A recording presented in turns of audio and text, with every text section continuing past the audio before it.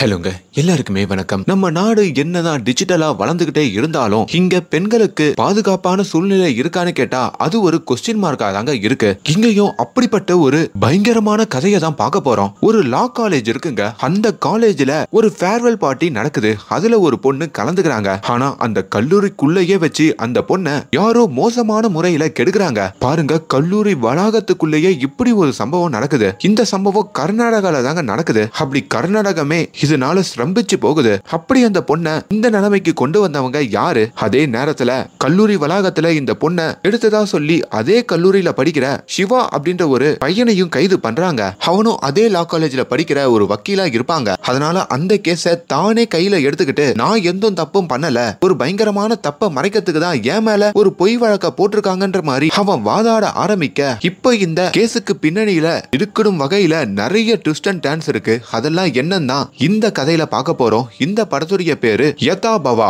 இது ஒரு கன்னட மூவி. இந்த மாதிரியான நல்ல படங்களுக்கு சப்போர்ட் கொடுங்க. இந்த வீடியோக்கு ஒரு சின்ன லைக்கோட கண்டினியூ பண்ணீங்கன்னா இந்த வீடியோ உங்களை மாதிரியே நிறைய பேருக்கு போய் சேரும். பை தி வே, நான் கவின். நீங்க பாக்குறது நம்மளோட பிலிம் பை. கர்நாடகத்துல இருக்கிற ஒரு பகுதியை காமிக்கிறாங்க. காலையிலேயே ஒரு குடும்பம் டிவி சேனல்ல வைக்குதுங்க. காலங்காத்தாலேயே சட்டக்கல்லூரியில படிக்கிற ஒரு பொண்ணு மோசமான முறையில கெடுக்கப்பட்டிருக்கதா செய்தி வருது. இதையுமே ஹைகோர்ட் ஜட்ஜ் பாக்குறாரு. இப்ப இந்த விஷயமா நியூஸ் சேனல்ல இருந்து ஹோம் மினிஸ்டர் கிட்டையும் குற்றவாளிகளை பிடிக்கிறத பத்தி கேட்க ஹோம் மினிஸ்டரும் போலீஸ்காரங்க தேடிக்கிட்டு இருக்காங்க. 24 மணி நேரத்துல எல்லாரையும் பிடிச்சிருவோன்ற மாதிரியும் சொல்றாரு. கட் பண்ணா நம்ம ஹீரோவான சிவாவை காமிக்கிறாங்க. நம்ம சிவா அதே சட்டக்கல்லூரியில தாங்க படிச்சுக்கிட்டு இருப்பாரு. நம்ம சிவா கொஞ்சம் பக்தி உள்ளவருங்க. எப்பவுமே சிவனை வேண்டிப்பாரு. அந்த சட்டக்கல்லூரிக்கு பக்கத்துல ஒரு சின்ன காடு மாதிரி இருக்கும். அந்த காட்டுக்குள்ள ஒரு கோயில் இருக்கும். ஒரு சிவன் கோயில் தான். அந்த கோயில்ல போய் வேண்டிக்கிட்டு தான் கல்லூரிக்கே போவாரு.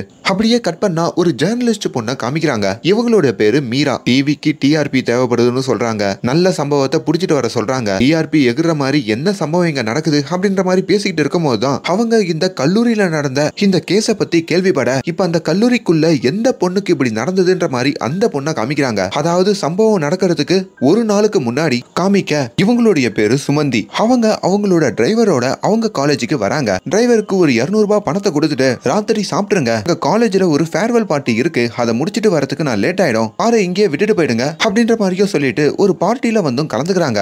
அங்க அவங்க காலேஜ்ல படிக்கிற நிறைய மாணவர்கள் மாணவிகள்னு சொல்லி எல்லாரும் அந்த பார்ட்டியில கலந்துக்க, பார்ட்டி முடிஞ்சதும் வெளியே நம்ம சுமதி அவங்க காரு கிட்ட வந்து கொஞ்சம் குடிக்கவும் செய்யறாங்க.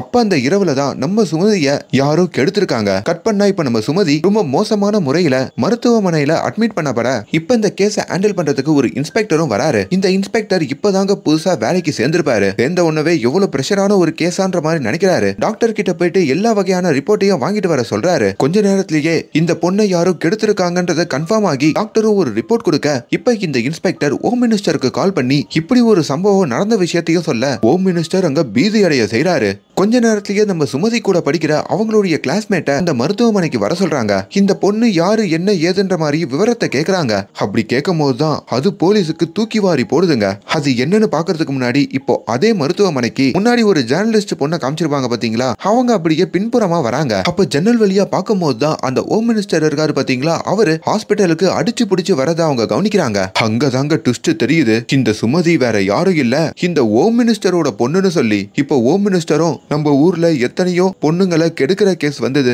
அதெல்லாம் நான் கண்டுக்காம விட்டுட்டேன், கடைசியில என் பொண்ணுக்கே இப்படி ஆயிடுச்சே, ஆண்டவா நீ இருக்கியா இல்லையான்ற மாதிரி கதறி அழுக. இதையும் வெளியே இருந்து பாக்குற இந்த ஜேர்னலிஸ்ட் பொண்ணும் வீடியோ எடுக்க செய்யறாங்க. இப்ப அந்த வீடியோவை தன்னோட டிவி சேனலுக்கும் அனுப்பி இந்த சுமதி ஹோம் மினிஸ்டரோட பொண்ணு தான் அப்படின்ற மாதிரியும் பப்ளிஷ் பண்ண சொல்ல, அவ்வளவுதாங்க. இப்ப இந்த விஷயம் ரொம்ப தீயா பரவுது.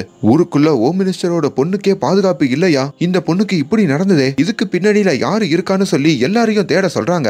இப்ப அந்த போலீஸ் இன்ஸ்பெக்டரும் பிரஸ் மீடியா வந்து சந்திக்க, பிரஸ்லயும் பயங்கரமான கேள்விகள் எழுப்ப, அப்பதான் இன்ஸ்பெக்டரும் சுமதிய பார்க்கிங்ல இருந்து தான் மீட் எடுத்தோம், அப்படி சுமதிய அங்க காப்பாத்துறப்போ அவங்க கான்சியஸா இல்ல அப்படின்ற மாதிரி சொல்ல, இதுக்கு காரணமானவங்களை புடிச்சிட்டீங்களான்ற மாதிரி கேட்கும் போதோ போலீஸ்காரர் அந்த இன்ஸ்பெக்டருமே நாங்க புடிச்சிட்டோம்னு சொல்றாரு. யாரு என்ன ஏதுன்னு கேட்கும் போதோ சிவானு ஒரு பையன் தான் இதை பண்ணிருக்கான், அந்த சுமதி பொண்ணை நாங்க காப்பாத்துறப்போ அந்த சிவா பையன் சட்டை இல்லாம அந்த சுமதி பக்கத்துல இருந்தான். அவனுடைய டிஎன்ஏ சாம்பிள் எல்லாம் வச்சு மேட்ச் பண்ணி பார்க்கும்போதோ அவன் தான் இந்த சம்பவத்தை பண்ணிருக்கான். அதாவது இந்த சுமதி இந்த சிவாவால தான் கெடுக்கப்பட்டு இப்போ உசுருக்கு போராடிக்கிட்டு இருக்கான்ற மாதிரியும் இன்ஸ்பெக்டர் சொல்றாரு. இப்ப இந்த சிவாவை கஸ்டடியில எடுத்து விசாரிக்கவும் ஆரம்பிக்க இங்க ஹோம் மினிஸ்டர் ஹாஸ்பிட்டலே கதின்ற மாதிரி கதறி அழுதுகிட்டு இருக்காரு. அப்பதான் ஒரு சின்ன பிளாஷ்பேக்கை காமிக்கிறாங்க. நம்ம சுமதி உசுரோட இருக்கிற சமயத்துல அவங்களுக்கு அவங்க அப்பாவான இந்த ஹோம் மினிஸ்டரை சுத்தமா பிடிக்காதுங்க. அவங்க மூஞ்சி கொடுத்து கூட ஹோம் மினிஸ்டர் கிட்ட பேச மாட்டாங்க.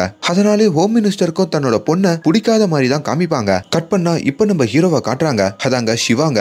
இப்ப இன்ஸ்பெக்டரும் ஸ்டேஷனுக்கு கூட்டு வந்து நம்ம ஹீரோவை போட்டு அடிச்சு, எதுக்குடா அந்த பொண்ணை இப்படி பண்ண? உன் காலேஜ்ல படிக்கிற பொண்ணு தானே, அவளை இப்படி பண்றதுக்கு உனக்கு எப்படி மனசு வந்தது? அதுவும் காலேஜ் கேம்பஸ்குள்ளேயே இப்படி எல்லாம் பண்ணிருக்கியே அப்படின்ற மாதிரி அடிச்சு துன்புறுத்தி விசாரிக்க, ஆனா எதுக்குமே நம்ம ஹீரோ ஒரு பதில் கூட சொல்ல மாட்டாருங்க. அதே வேலையில தான் இந்த ஜேர்னலிஸ்ட் பொண்ணு ஒருத்தவங்க இருப்பாங்கல்ல, அவங்க கேமராமேனோட சுமதி கேஸ்ல அரெஸ்ட் ஆயிருக்கிற நம்ம ஹீரோவை பாக்குறதுக்கும் வராங்க. ஆனா அவங்கள ஸ்டேஷனுக்குள்ள கூட இந்த போலீஸ்காரங்க விட மாட்டாங்க. அதே வேலையில சுமதியோடைய அம்மாவை காமிக்கிறாங்க. அவங்களும் சுமதியோட அப்பா இந்த ஹோம் மினிஸ்டர் கிட்ட வந்து கதறி அழுதுகிட்டு இருக்காங்க. அவரும் நம்ம பொண்ணுக்கு ஒன்னும் ஆகாது, டாக்டர் எப்படின்னா காப்பாத்திடுவாருன்ற மாதிரி சொல்றாங்க. தைரியமா இருன்ற மாதிரி பேசிக்கிட்டு இருக்க அதே வேலையில அந்த ஜேர்னலிஸ்ட் பொண்ணு அந்த ஸ்டேஷனை சுத்தி சுத்தி வர, அப்படி ஒரு டைம்ல அந்த ஸ்டேஷன்ல ஒரு ஜன்னல் மாதிரி இருக்குங்க. அந்த ஜன்னல் வழியா உள்ள அரெஸ்ட் பண்ணி வச்சிருக்கிற இந்த சிவாவையும் வீடியோ எடுத்து இவன் தான் உண்மையான குற்றவாளின்ற மாதிரி இந்த சுமதி கேஸ்ல அரெஸ்ட் ஆனவன்ற மாதிரியும் சிவாவோட போட்டோவெல்லாம் டிவியில பப்ளிஷ் பண்ணி விட்டுறாங்க. இதனால இந்த ஜேர்னலிஸ்ட் பொண்ணுக்கும் அவங்க டிவி சைட்ல இருந்து பேரும் புகழும் கிடைக்குதுங்க. அதே வேலையில தான் ஜேர்னலிஸ்ட் வீட்ல ஒரு வேலைக்காரி வேலை பார்ப்பாங்க. அவங்க இந்த ஜேர்னலிஸ்ட் பொண்ணு கிட்ட வந்து, இப்ப அந்த சுமதி கேஸ்ல அரெஸ்ட் ஆயிருக்கிற சிவாவை பத்தி எனக்கு நல்லா தெரியும், அவன் ரொம்ப கஷ்டப்பட்டு ஏழ்மையில இருந்து மேல வந்தவன், அவனெல்லாம் படிக்கவே கூடாதுன்ற மாதிரி சொன்னாங்க. ஆனா போராடி வந்தவன், அவன் கண்டிப்பா இப்படி பண்ணிருக்க மாட்டான், போலீஸ்காரங்க ஏதோ தப்பா அரெஸ்ட் பண்ணி வச்சிருக்காங்கன்னு நினைக்கிறேன் அப்படின்ற மாதிரிலாம் சொல்ல, இது நம்ம ஜேர்னலிஸ்ட் பொண்ணுக்கும் ஒரு சின்ன சந்தேகத்தை ஏற்படுது. இப்ப இந்த சிவா அரெஸ்ட் ஆகி 28 நாட்கள் ஆகுதுங்க. இது வரைக்கும் ஒரு வார்த்தை கூட அவர் கஸ்டடியில வாயை திறக்கல. அதே வேலையில தான் இந்த சிவாவுடைய அம்மா இருக்காங்க பாத்தீங்களா, அவங்க இந்த ஜேர்னலிஸ்ட் பொண்ணை வந்து பாக்குறாங்க. அவங்களும் அங்க கதறி அழுது, என் பையன் ரொம்ப அப்பாவிமா, இப்படின்னா என் பையனை காப்பாத்துமா, இந்த ஊரு போலீஸ்காரங்க அரசியல்வாதிங்க எல்லாரும் அவனுக்கு அகைன்ஸ்டா தான் இருக்காங்க, அவன் எதுவும் பண்ணலன்ற மாதிரி சொன்னாலும் போதிய ஆதாரம் இல்லாம ஒன்னும் பண்ண முடியாது, கேஸ் கோர்ட்டுக்கு வரோம்ல அப்ப பாத்துக்கலான்ற மாதிரியும் ஜேர்னலிஸ்ட் பொண்ணு சொல்றாங்க. இப்ப கேஸ் கோர்ட்டுக்கு வருதுங்க. பகேந்திரா அப்படின்ற மாதிரி ஓப்பனிங் சீன்ல ஒரு ஜட்ஜு காமிச்சாங்கல்ல, அவரு தான் இந்த கேஸுக்கும் ஜட்ஜா இருக்காரு. ஹிரிமத் அப்படின்ற ஒரு வக்கீல் இந்த கேஸுக்கு இந்த சிவா தான் குற்றவாளின்னு சொல்லியும் ஆஜர் ஆகிறாரு. நம்ம சிவாவை சட்ட கூட இல்லாம போலீஸ்காரங்க அப்படியே கூட்டிட்டு வந்து கோர்ட்ல நிக்க வைக்க, அதையும் இந்த ஜேர்னலிஸ்ட் பொண்ணும் இந்த சிவாவோட அம்மாவோட உட்காந்து பாக்குறாங்க. ஜட்ஜுமே என்னதான் குற்றவாளியா இருந்தாலும் சட்டம் இல்லாம தான் நிக்க வைக்க கூடாதுன்னு சொல்லி எதுனா டிஷர்ட் எடுத்துட்டு வந்து கொடுக்க சொல்றாங்க. அந்த ஜேர்னலிஸ்ட் பொண்ணு ஒரு டிஷர்ட்டை கொடுக்க அதை போட்டுக்கிட்டு சிவா குண்டுக்குள்ள வந்து நிக்கிறாரு. இப்ப எது தரப்பு லாயரும் எழுந்து இப்படிப்பட்ட மோசமான நபர்களை இதுக்கு மேலேயும் வெளியே விட்டு வைக்க கூடாது, ஒரு பயங்கரமான தண்டனையை கொடுத்து இவனோட ஆயுட்காலத்தை முடிச்சு விட்டுருங்கன்ற மாதிரியும் அங்க சொல்லிட்டு உக்கார, இப்ப ஜட்ஜுமே சிவா கிட்ட உன்னோட தரப்புல வாதாடுறதுக்கு வக்கீல் இருக்காங்களான்ற மாதிரி கேக்குறாரு. ஆனா சிவாவோ என் தரப்புல நானே எனக்கு வாதாடிக்கிறேன்ற மாதிரி சொல்ல, சோ இதுதாங்க சிவா பேசுற முதல் வார்த்தையே. போலீஸ் கிட்ட கூட இது வரைக்கும் எதுவும் பேசியிருக்க மாட்டாரு, ஏன்னா அவரும் வக்கீல் தானே, கோர்ட்ல வந்து எல்லாம் பாத்துக்கலாம்னு நினைச்சிருப்பாரு. ஜட்ஜையா இன்னும் விக்டிம், அதாவது அந்த சுமதி பொண்ணு இறந்து போகல, அவங்க அன்கான்சியஸா தான் இருக்காங்க. என்னோட கேள்வி என்னன்னா, இந்த சம்பவம் நடந்து 1.5 மாசம் ஆக போகுது, இது வரைக்கும் போலீஸ் தரப்புல இருந்து அந்த சுமதி பொண்ணு கிட்ட எதனா ஒரு ஸ்டேட்மெண்ட் வாங்கியிருக்காங்களா? அந்த சுமதி பொண்ணு அவங்க வாயால நான் தான் இப்படி பண்ணனு சொல்லியிருக்காங்களா? அது தெரியாம என்ன எப்படி அக்யூஸ் பண்ணலான்ற மாதிரி கேள்வி கேட்கிறாரு. இப்ப அந்த இன்ஸ்பெக்டரும் ஆஜராகி, இந்த சுமதி பொண்ணு அன்கான்சியஸா இருக்கிறதுனால அவங்க கிட்ட ஸ்டேட்மெண்ட் வாங்க முடியாத நிலைமையில இருக்கு, அது பாசிபிள் இல்லைன்னு சொல்ல, போலீஸ் கிட்ட என்ன தகவலை வச்சு இவன் தான் குற்றவாளின்னு சொல்றீங்கன்ற மாதிரி கேட்க, அப்பதான் போலீஸும் அன்னைக்கு நடந்த சம்பவத்தை சொல்றாங்க. அதாவது நேஷனல் லா காலேஜ்ல இருந்து அவங்களுக்கு அந்த ஈவினிங் ஒரு கால் வந்திருக்குங்க. ஃபேர்வெலுக்காக பழைய ஸ்டூடெண்ட்ஸும் ஃபைனல் இயர் படிக்கிற ஸ்டூடெண்ட்ஸ் எல்லாம் ஒரு பார்ட்டி மாதிரி வைக்கிறாங்க. அதனால காலேஜுக்கு ஒரு பாதுகாப்பு வேணும்ன்ற மாதிரி 2 போலீஸ்காரங்களை கேட்டிருக்காங்க.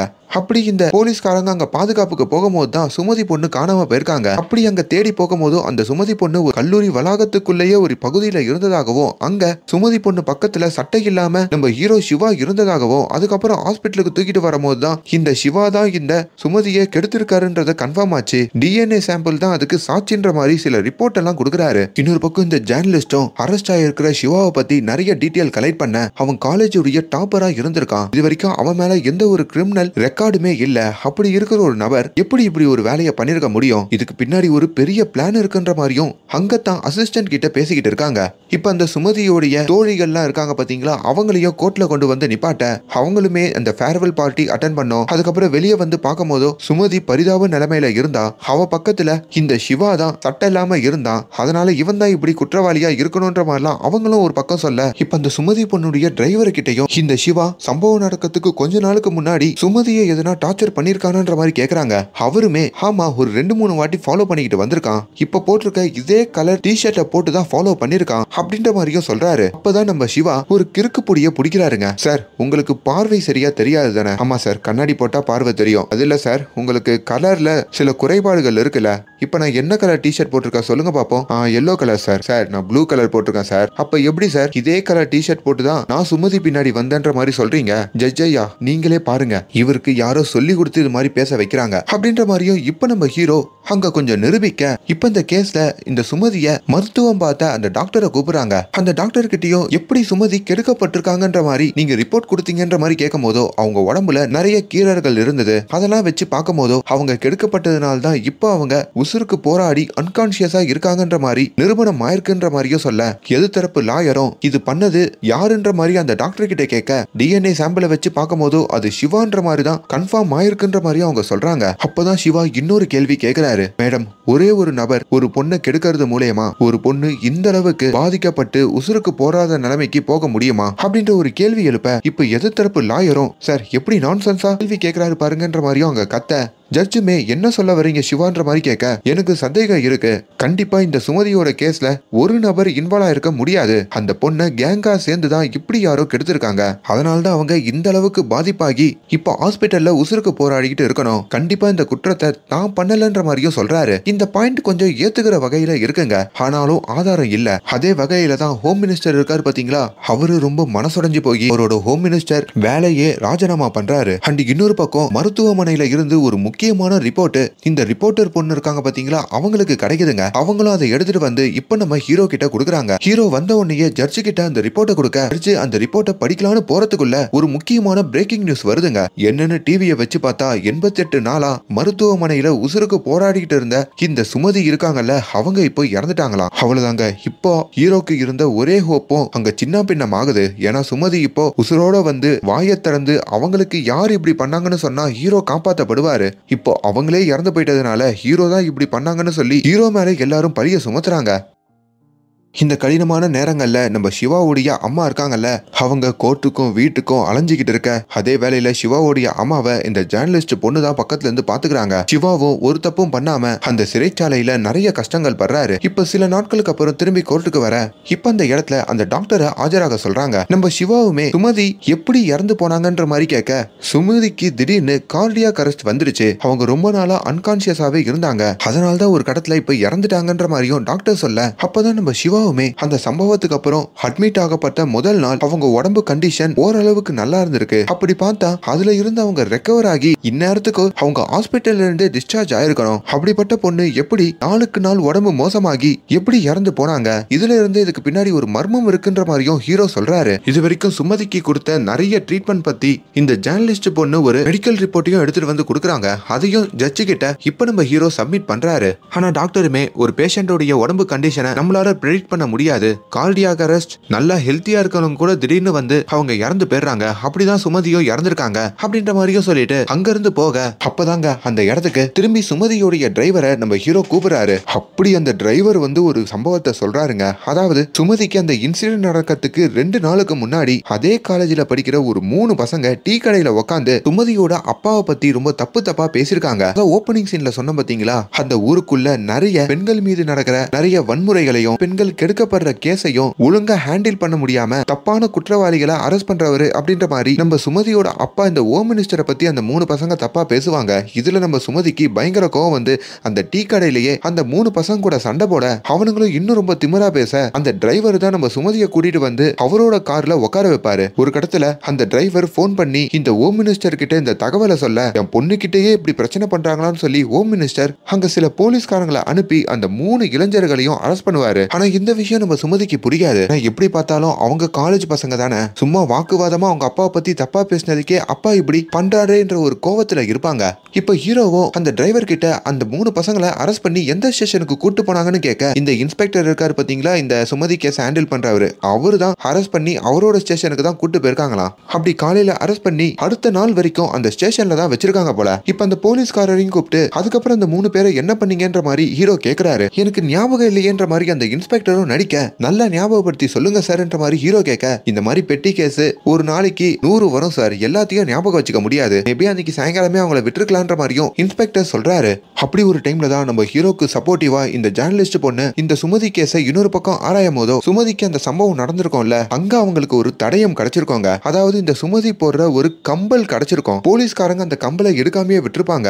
அந்த கம்பலை எடுக்கும் போது தான் அது சாதாரண கம்பல் இல்ல, அந்த கம்பல் ஒரு வகையில எல்லாத்தையும் ரெக்கார்ட் பண்ணி வச்சுக்கிற ஒரு ரெக்கார்ட் பிளேயர்ன்ற மாதிரியும் தெரிய வருது. இப்ப அவங்க காலேஜுக்கு பக்கத்திலேயே ஒரு கோயில் இருக்கும் பாத்தீங்களா, அந்த கோயிலுக்கும் வந்து பாக்குறாங்க. அங்க ஒரு சிசிடிவி கேமரா இருக்குங்க. நம்ம சுமதிக்கு அந்த சம்பவம் நடந்த நாள் தான் சிவராத்திரியா இருக்கும். சிவன் கோயில் அப்படின்றதுனால அங்க ஒரு சிறப்பு பூஜையும் நடந்திருக்கும். அது எல்லாத்தையும் சிசிடிவி கேமராலையும் பதிவாயிருக்கும். அதே கேமரால சுமதிக்கு நடந்த சம்பவமும் பதிவாயிருக்குங்க. இப்ப இந்த எல்லாத்தையும் கலெக்ட் பண்ணிட்டு இப்ப ஜேர்னலிஸ்ட் பொண்ணும் கோர்ட்டுக்கு வந்து ஹீரோ கிட்ட கொடுக்க, இப்ப நம்ம ஹீரோவுமே ஜட்ஜி கிட்ட வந்தோம், எனக்கு ஒரு 10 நிமிஷம் டைம் கொடுங்க, சுமதியோட கேஸ்ல இருக்கிற உண்மையான குற்றவாளி யாருன்றத நான் உங்களுக்கு ரிவீல் பண்றேன், இது இங்க இருக்க எல்லாரையுமே அதிர்ச்சி அடைய வைக்கும்ன்ற மாதிரி சொல்றாரு. அந்த போலீஸ் கிட்டையும் சுமதியோடைய பிலாங்கிங்ஸ்னு சொல்லி அந்த ஹியரிங்கையும் நம்ம ஹீரோ காட்டுறாரு. போலீஸ்காரரும் இது சுமதியோடது தான் நீங்க எப்படி சொல்றீங்க, இது வேற யாருனாவது கூட இருக்கலாம்ன்ற மாதிரி கேட்க, சார் இது சாதாரண ஹியரிங் மட்டும் இல்ல, இதுல ரெக்கார்ட் பண்ற ஒரு ஃபெசிலிட்டியும் இருக்கு, நம்பலனா சுமதியோடைய ப்ரொஃபசரை கூப்பிடலாம் அப்படின்னு சொல்லி அந்த ப்ரொஃபசரை கூப்பிட்டு கேட்க, அவரும் ஆமா சுமதி கிளாஸுக்கு வரப்போ முக்கியமான நோட்ஸ் எல்லாம் இந்த ஹியரிங் மூலியமா தான் ரெக்கார்ட் பண்ணி வச்சுப்பான்ற மாதிரி சொல்ல, இப்ப அவங்க ஃப்ரெண்ட்ஸ் எல்லாம் கூப்பிட்டு கேக்குறாங்க.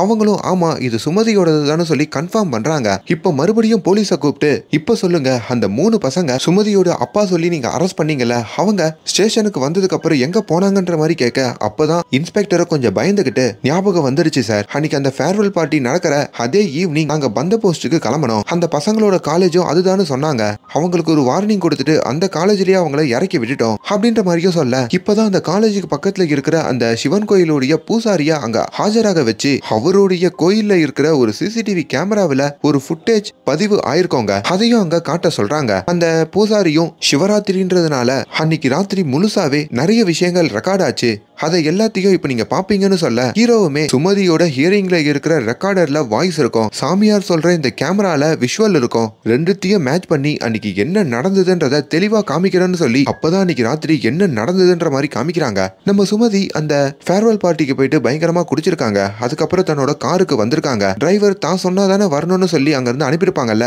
இப்ப கார்ல டிரைவர் இல்லாத சமயத்துல காரோடைய டிக்கிய திறந்து இன்னும் நிறைய குடிச்சிருக்காங்க. அப்பதான் அந்த பக்கம் இந்த சுமதியோட அப்பா சொல்லி இந்த 3 பேரு சிறைக்கு சென்றிருப்பாங்கல்ல, அந்த 3 பசங்க அந்த வழியா வந்திருக்காங்க. அவங்க தான் நம்ம சுமதிய பார்த்திருக்காங்க. உங்க அப்பா பண்ண இந்த சம்பவத்துக்காக உன்னை நாங்க பழி வாங்காம விடமாட்டோம்னு சொல்லி இந்த 3 பேரும் நம்ம சுமதியை தூக்கிட்டு போயிருக்காங்க. ஒரு இடத்துல வச்சு நம்ம சுமதிய அவங்க தான் கெடுத்திருக்காங்க. இது எல்லாமே சுமதியோடைய ஹியரிங்லையும் அங்க ரெக்கார்ட் ஆயிருக்குங்க. கொஞ்ச நேரத்திலேயே அங்க அக்கம் பக்கத்துல ஆள் வரதை பார்த்துட்டு அந்த 3 பேரும் அங்க இருந்து ஓடி இருக்காங்க. ஓடினதுக்கு அப்புறமே சுமதி அங்க துணிகள் இல்லாம ஒரு பொசரு பக்கத்துல உட்காந்து அழுதுகிட்டு இருக்க, அது வரைக்கும் அவங்க கான்சியஸா தாங்க இருந்திருக்காங்க. அப்பதான் அந்த வழியா வர நம்ம ஹீரோ சுமதியோட பரிதாப நிலைய பார்த்து அவரோட சட்டையை எடுத்து நம்ம சுமதிக்கு கொடுத்து அவரு தாங்க உதவி பண்ணிருக்காரு. ஆனா அங்க வர போலீஸ்காரங்களும் கல்லூரிக்குள்ள இருக்கிற சில மாணவர்களும் அதை பார்த்து ஹீரோவை தப்பா நினைச்சு ஹீரோவை அங்க கைது பண்ணிருக்காங்க. இது எல்லாமே அந்த கேமராலையும் ரெக்கார்ட் ஆயிருக்க, இப்பதான் அந்த இடத்துக்கு ஹோம் மினிஸ்டரை நம்ம ஹீரோ கூப்பிடுறாரு. ஹோம் மினிஸ்டரையும் கூண்டுக்குள்ள நிப்பாட்டி அந்த ஹோம் மினிஸ்டர் பக்கத்துல வந்து நம்ம ஹீரோ பேசுறாரு. அந்த ஹோம் மினிஸ்டருக்கு தொட்டு பேசுறதுலாம் சுத்தமா பிடிக்கலைங்க. அவரு பயங்கரமா சாதி பாக்குற ஆளு. அங்கதான் ஹீரோ இன்னொரு ட்விஸ்டையும் உடைக்கிறாரு. சுமதியோடைய மரணத்துக்கு அவங்க அப்பாவான இந்த ஹோம் மினிஸ்டர் தான் காரணம்ன்ற மாதிரியும் சொல்றாரு. அது அங்க இருக்கிற எல்லாருக்கும் தூக்கி வாரி போடுதுங்க. எப்படின்னு கேட்கும் போதோ அந்த சுமதிய அந்த 3 பசங்க எதுக்காக கெடுத்திருப்பாங்க, சுமதியோட அப்பா சரியில்லை, ஆல்ரெடி ஊருக்குள்ள இருக்கிற நிறைய கற்பழிப்பு கேஸ் எல்லாம் அவரு ஃபேக்கா வேற ஒரு நபர்களை ஹேண்டில் பண்ணி கேஸ முடிச்சிடுறாரு அப்படின்ற ஒரு விமர்சனம் வந்து, அதுக்காக சுமதிக்கும் அந்த 3 பேருக்கும் சண்டை வந்து அந்த 3 பேரை ஜெயில வச்சதுனால அவங்க கோவப்பட்டு தானே சுமதியை கெடுத்திருப்பாங்க. அந்த சம்பவத்துக்கு சம்பவத்துக்கு அப்புறம் சுமதிய மருத்துவமனைக்கு கூட்டிட்டு போகும்போதோ டாக்டருமே இது அந்த 3 பேர் சேர்ந்து கேங்கா பண்ண ஒரு சம்பவம் தான் சொல்லியோ கன்ஃபார்ம் பண்ணிருப்பாங்க. இந்த விஷயத்த சுமதியோட அப்பாவான ஹோம் மினிஸ்டர் கிட்ட அந்த ராத்திரியே சொல்லிருப்பாங்க. ஆனா சுமதியோட அப்பா இந்த விஷயத்த நம்ம அப்படியே மறைச்சிடுவோம், ஏன்னா இந்த 3 பேர் தான் காரணம்னு சொன்னா அவங்கள கூப்பிட்டு ஏன் என்னன்னு கேட்கும் போதோ அவங்க என் மேல இருக்க வெஞ்சன்ஸ் தான் இப்படி பண்ணிட்டாங்கன்னு சொல்லி என்ன தப்பு சொல்லுவாங்க. அப்படி என்னோட பேரு ஊரு மத்தியில அடிபட்டு போகும். என்னதான் அவங்க 3 பேருக்கு தண்டனை கிடைச்சாலும் இதுக்கு முன்னாடி நடந்த கற்பழிப்பு கேஸ தப்பா ஹேண்டில் பண்ணதுனால அரசாங்கம் சரியில்லைன்னு சொல்லி என்னையும் உள்ள வைக்க நேரிடும். அதனால அந்த 3 பேரை அப்படியே விட்டுருவோம். அந்த சம்பவ இடத்துல இந்த சுமதிக்கு சிவானு ஒரு பையன் ஹெல்ப் பண்ணால அவனை தூக்கி உள்ள போடுங்க. இது கேங்கா செஞ்சது அப்படின்றத மறைச்சு தனி ஒரு நபர் செஞ்ச மாதிரி அங்க ரெடி பண்ணுங்க அப்படின்ற மாதிரி அந்த டாக்டர் கிட்டையும் போலீஸ் கிட்டையும் இந்த மினிஸ்டர் தான் கொஞ்சம் காசு கொடுத்து இந்த எல்லா விஷயத்தையும் ரெடி பண்ணிருப்பாங்க.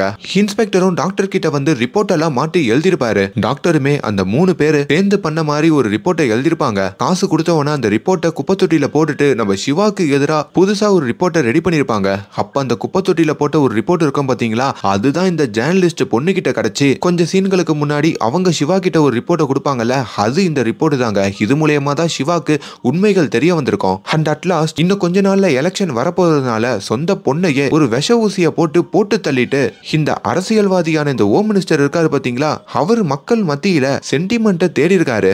அப்படி சொந்த பொண்ணையும் போட்டு தள்ளினது இவருதான் அப்படின்ற மாதிரியும் நம்ம ஹீரோ அங்க நிரூபிக்கிறாரு. ஆக மொத்தத்துல இந்த அரசியல்வாதி எப்படி வேணாலும் மாறுவான் அப்படின்ற மாதிரியும் எல்லா ஆதாரங்களையும் சொல்ல இப்ப அந்த மினிஸ்டரும் அதை எல்லாத்தையும் ஒத்துக்க அவ்வளவுதாங்க. இப்ப அந்த மினிஸ்டர் கைது செய்யப்பட்டு ஜெயிலுக்கு போறாரு. அந்த இன்ஸ்பெக்டரையும் டாக்டரையும் வேலையை விட்டு தூக்குறாங்க. இப்ப இந்த சுமதியோட கேஸ்ல உண்மையாலேயே குற்றவாளிகளா இருந்த அந்த 3 பேரையுமே போலீஸ்காரங்க அரெஸ்ட் பண்ணி அவங்கள உள்ள தூக்கி போடுறாங்க. அட்லாஸ்ட் நம்ம சிவா இப்போ விடுதலை ஆகிறாரு. இப்ப ஊருக்குள்ள நடக்கிற பல அநீதிகளுக்கு எதிராக நம்ம சிவா குரல் கொடுக்கிறாரு. அட்லாஸ்ட் இந்த சுமதியை கிடைத்த இந்த 3 பேருக்கும் கடுமையான தண்டனையும் நம்ம சிவா தான் வாங்கி கொடுக்கிறாரு. சோ இப்படி இந்த படத்துடைய கதையும் முடியுதுங்க. இந்த கதை எப்படி இருந்தது அப்படின்றத கீழே கமெண்ட்ல சொல்லுங்க. இந்த கதையை கேட்கும் போது உங்களுக்கு எந்த சம்பவம் ஞாபகம் வந்ததுன்றதையும் கீழே கமெண்ட்ல சொல்லுங்க.